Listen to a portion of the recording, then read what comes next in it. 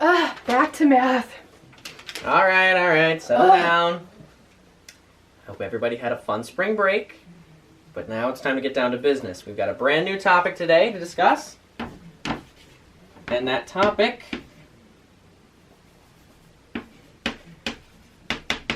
is the binomial theorem. All right? I don't want anyone to panic. This is nothing we don't know how to do, just a new formula to use. So before we start off, take a brief refresher. Who here can tell me what a polynomial is? Kaylee? Expression with many terms. Expression with many terms. And how many terms are in a binomial? Shelby? 2. Absolutely. So there's 2 terms in a binomial. And we've done in the past some binomial expansions, and we're going to see how this formula can help predict those binomial expansions. But before we do that, we're going to play a little game to start off.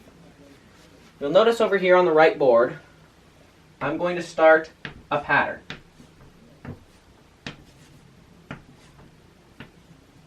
Some of you may recognize this pattern, others may not. No spoiling it for our friends that don't know. Now I want you to analyze this pattern and try to predict the next couple lines in this pattern. Alright, so for one of my friends that's seen this pattern before, what's this pattern called? Claire. Pascal's triangle? Pascal's triangle, exactly. And does anyone know, besides Claire, how we get the numbers in each of the new rows in this pattern, Pascal's triangle? Anyone? Donna, do you have your hand raised? Yeah, go ahead. The numbers above add to the number below with ones along the sides. You got it. So, let's go back to Claire. Claire, why don't you go ahead and give me the next line on Pascal's triangle? Okay, 4.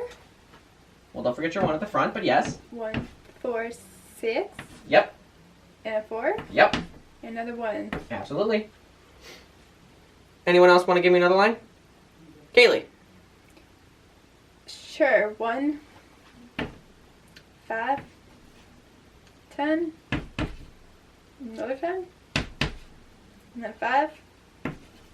And a Whoa, that's not a 5. Okay. And a 1. All right. Very good. Now, this might just seem random all of a sudden that we just randomly pulled from Pascal's triangle, but trust me, it's going to come up again shortly. So now, I'm going to show you guys the binomial theorem formula, and it's going to look a little intimidating, but it's nothing you can't handle. So I'm going to write this on the board right now.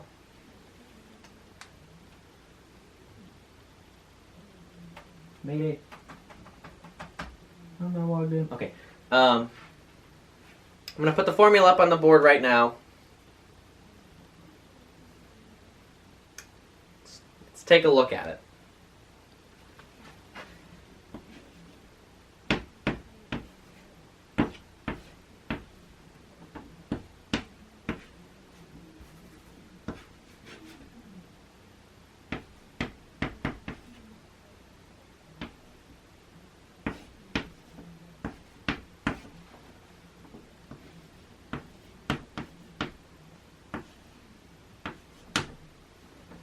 Alright, that big, beautiful formula is the binomial theorem formula. And I know it looks a little intimidating, but it's okay. We're going to go over each of the individual parts to see how we can use this formula to help us in problems. But the first thing we need to do is practice some of our binomial expansion. We want to expand a few binomials and see what their fully expanded forms look like in order to try and recognize a few patterns. So let's start with something simple like a plus b squared. Now, as a refresher for all of our exponents, the exponent tells us how many times we multiply a given term or set of terms, or in this case, our binomial. So since we've got a squared there or a 2 as our exponent, we're going to multiply that a plus b binomial by itself 2 times.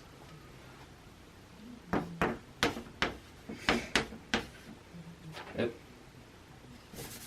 Hold on, I'll write it a little lower.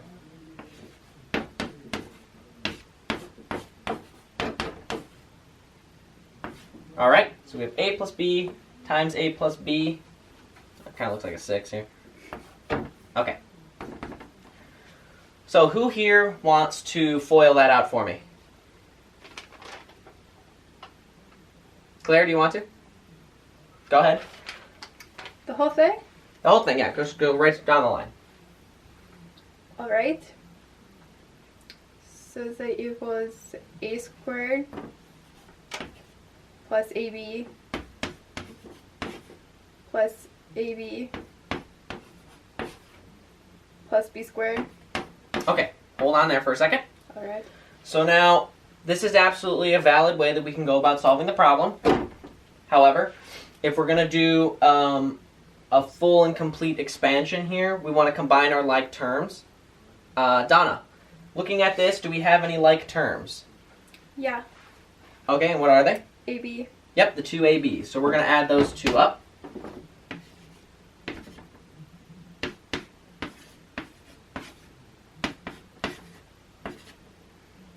Alright, so this is our fully expanded form for a plus b squared. Technical difficulties. So this is our fully expanded form for a plus b squared. Pretty cool, huh? Alright, we're going to save that. What? Oh, yes, I know. Kaylee, you're very enthusiastic about math. Alright, so we're going to save this up at the top of our board here. So we've got a squared plus 2ab plus b squared. Okay. Now let's go ahead and do another one. This time, how about we do a plus b cubed. Again, since this time we're expanding a cubic, or something with a power of 3, this means we're going to have that a plus b binomial multiplied by itself a total of 3 times.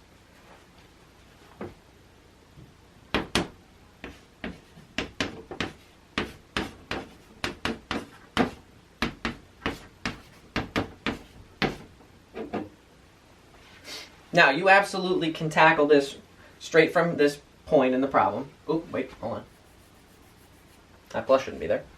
You can absolutely tackle the problem from this point, but we already know what a plus b times a plus b equals.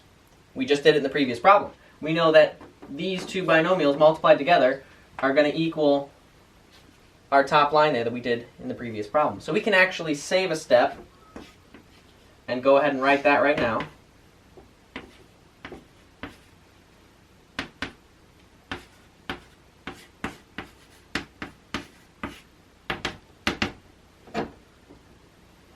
Okay? And now who wants to finish out this expansion for me? We can skip right ahead to the final answer of this one if anyone's got it. Yes, Christine. Alright, equals a3 Okay. plus 3a squared b Okay. plus 3ab squared Okay. plus 3b, or 3 cubed. B3. 3. Hold on. Yep. What? It's okay, hold on. Take your time. B cubed. B cubed. All right, very good. All right, so this is our... and letters. Yeah. It happens. All right, so this is our final expanded form for AB cubed. So again, I'm going to take this one, write it up at the top here.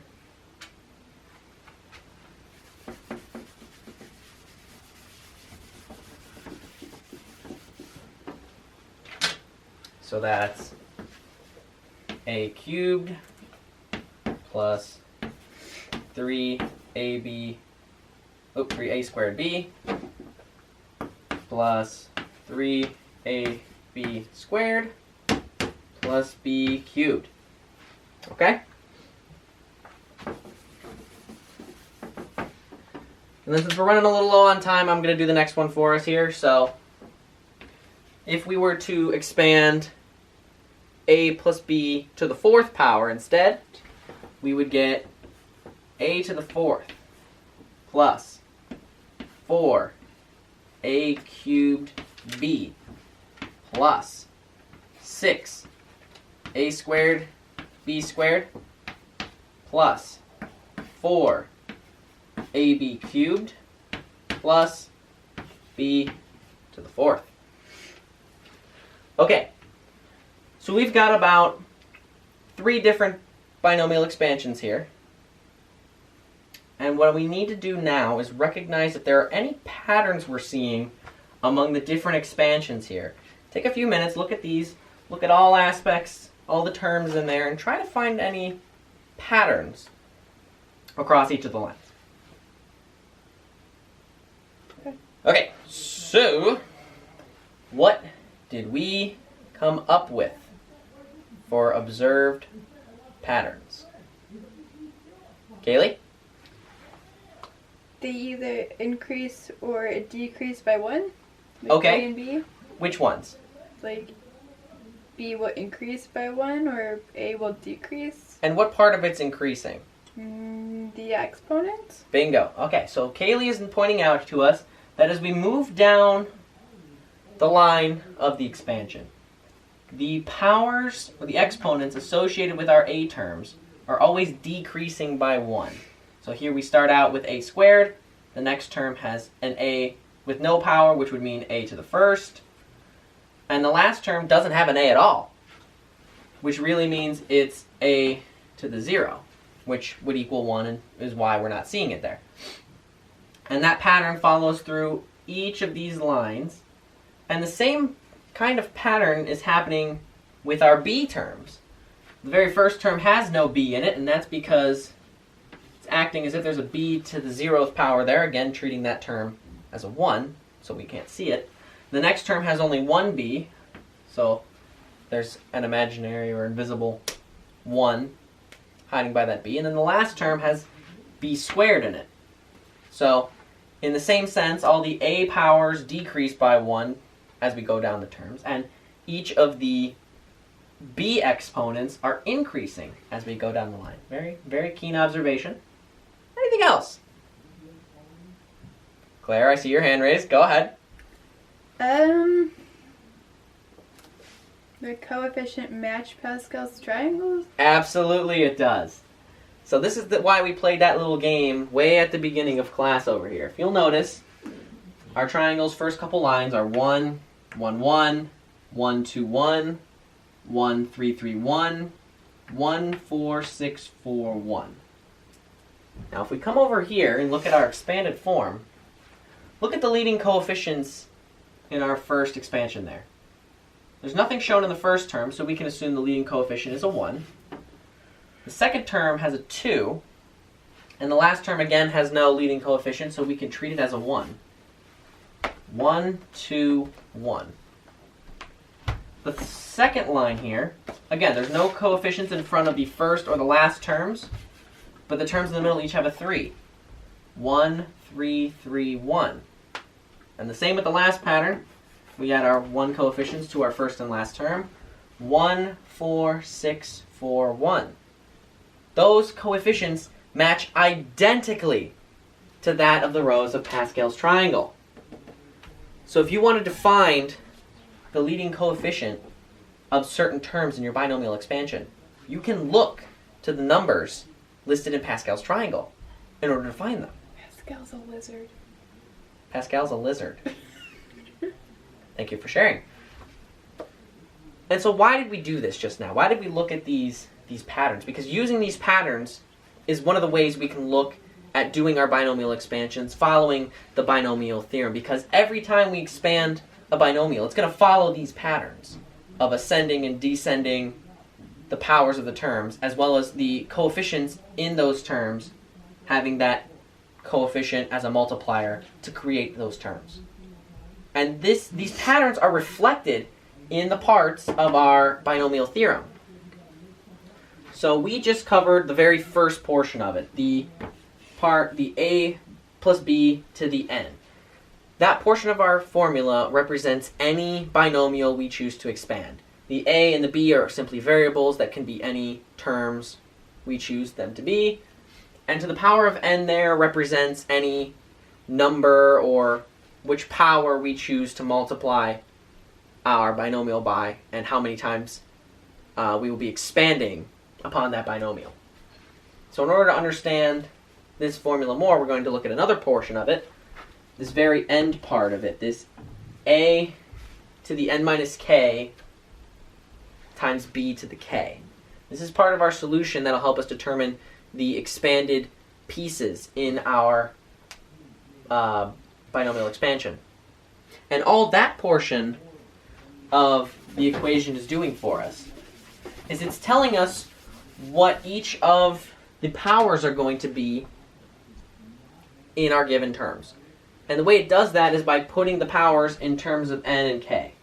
Because we said that when we go across a line in our expansion, the powers of b are always added up by 1. And as we go down the line, all of our powers for our a's decrease by 1. So these symbols here refer to the first term, the second term, the third term, and as we go down the line, it tells us how to adjust those powers. So let's look at an example of, let's say we were trying to figure out the cubed portion here. So we're looking at a plus b cubed. So when we're looking at a plus b cubed, and we want to apply this tail end of the formula here, the n represents what power our binomial was 2. So in this case, we're going to treat our n's as 3. The k's are going to refer to which term across our expansion that we're referring to. So for our very first term, it's going to be a 0. For our next term after that, it's going to be a 1, 2, so on, increasing by 1. So we'll list all the numbers adding up to our n there. So if we follow this pattern right here, and try to figure out the first term, so a to the 3 minus, and like I said, our first term would be 0, and then b also to that 0, we would get a cubed, just like we expect. Now if we did this same pattern for the next term,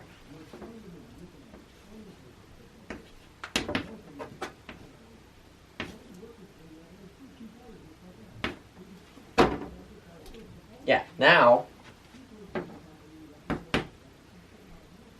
we get a squared b.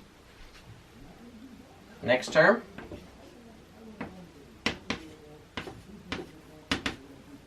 we get a b squared.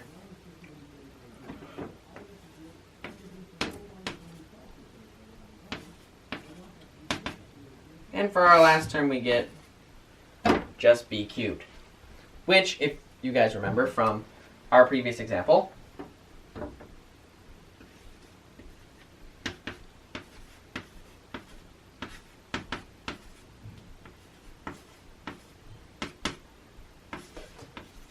that is our fully expanded form for our binomial to the third power. And if you'll notice, each of the terms with the variables are exactly as we predicted here.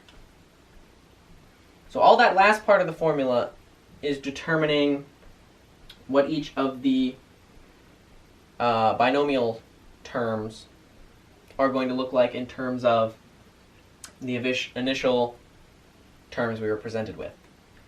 So to get our final part in the expansion form, we need to figure out how to get our exponents, or how to get our coefficients, And the way we get our coefficients is through this portion right here. It's through the combination. Excuse me, the combination. And what a combination does is it looks at how many numbers we can choose from a given set. And it tells us how many options there are, and by doing so we can predict the numbers throughout our binomial expansion. So I'm going to erase this again. Okay, stop talking.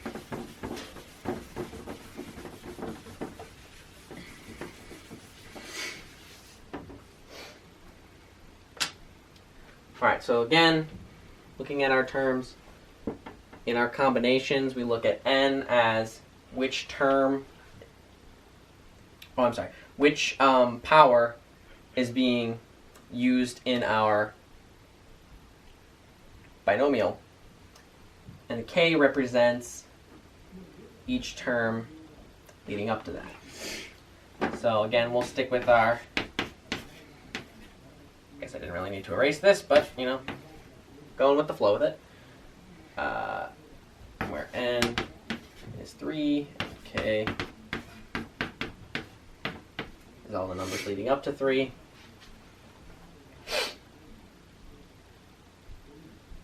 So let's look at a combination. Let's look at the very first combination here. So we're going to look at 3, choose 0. That's how you read that. And that is going to turn out to be 1. And if we do, if we do 3, choose 1, we're going to get 3. How do you get that? 3, choose 2, we get 3.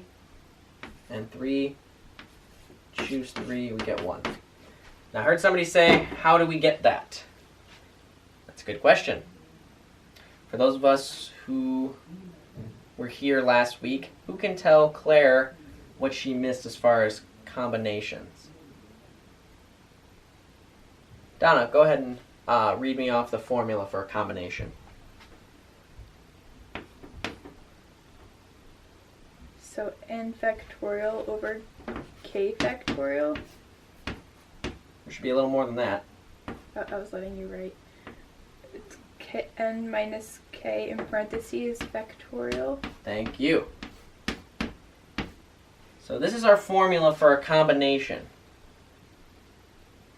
And we used our terms in the exact same way that we've been doing in order to determine the terms in each of our combinations.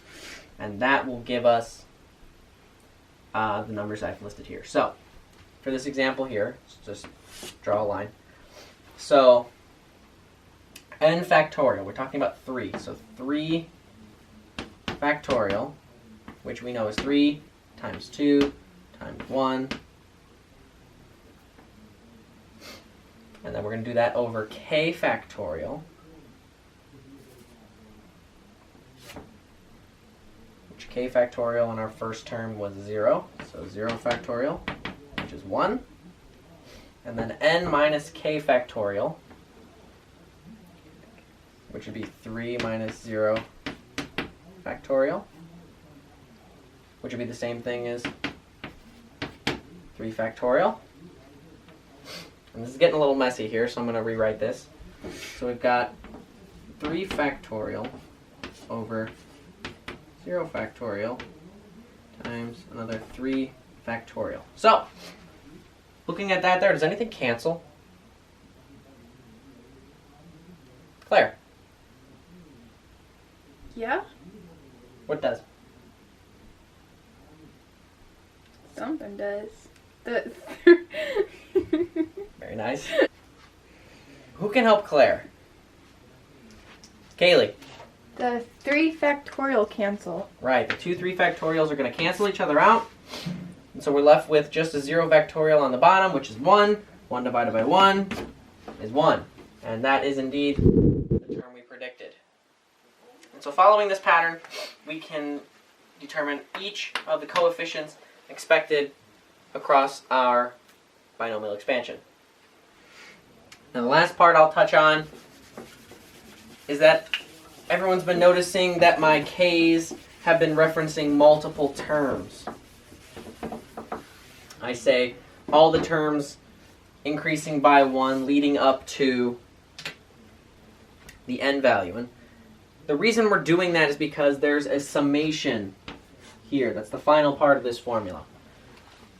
And by following the summation formula, it shows us how these terms are going to add up across the line.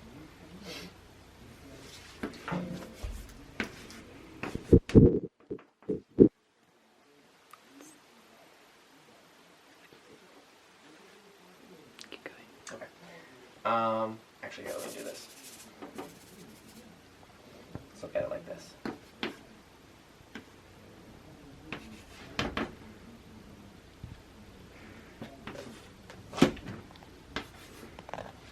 So when dealing with a summation, the term down here tells you where to start. And the term up here tells you where to stop. And the term in the middle just refers to what it is that we're summing. So what we are summing. So by following this pattern, where we make the top term whatever the power on our binomial is, and starting at 0 and incrementing to show that incrementation between our exponents across our various terms, this is how we develop each of the various terms in our binomial expansion. So to wrap up, we're going to use the formula in all of its glory in order to predict one of our binomial expansions. So we're going to pick one that we already know, a plus b squared. So by using the formula, we're going to get the summation from 0. We're going to check it to 2 for the summation, or excuse me, 2 to the k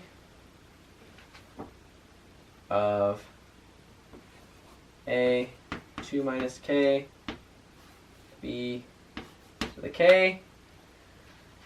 And we're going to follow that through the summation. So the first part of the summation calls for k to be a 1, so 2 to be a 0. 2 to 0, a to the 2 minus 0, b to the 0, and then 2 to the 1, a 2 minus 1, b to the 1, and 2 to 2, a 2 minus 2, b to the 2. And if we looked at each of those individual pieces, 2 to the 0 gives us 1, a squared. Second one, 2 choose 1 gives us 2, a b. And the final term, 2 choose 2 gives us 1, b squared, which is exactly what we know to be the expanded binomial of a plus b squared. So, everybody did really good today. I've got a few practice problems for you in your book. It's going to be page 298, problems 1 through 14. Go ahead and do those for homework, and when you come back tomorrow, we're going to talk about how we can expand upon our binomial theorem, some different applications for it, and how it helped define some very key mathematical principles. All right, class dismissed.